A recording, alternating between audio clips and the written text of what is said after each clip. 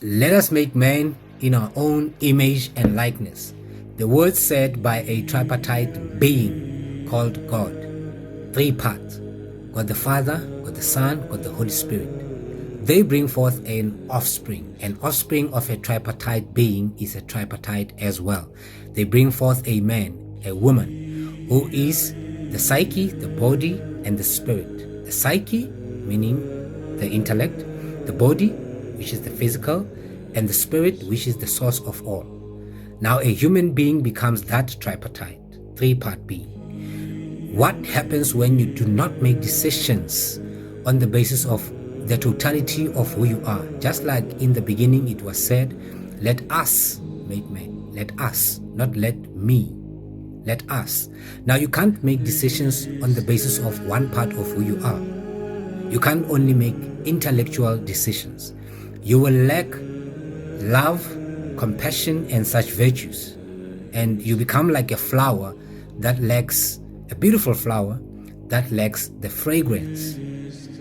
In the same way, when you only make decisions based upon your spiritual convictions, that we refer to as spiritual bypassing, where you disconsider all other truths and you only focus on your intuition and your belief system, you tend to not be a balanced human being.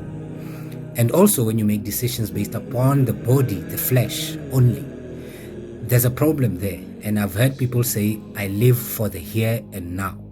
Note the difference between living for the here and now and living in the here and now. When you live for the here and now, you just consider tomorrow. Your decisions are based upon today only, as if today is everything that you have. But when you consider that tomorrow may come, you live in the here and now, because you know that the decisions that you make are here and now. But those decisions must consider that there is tomorrow, so that decisions that you make today will benefit you also tomorrow, for today and for tomorrow.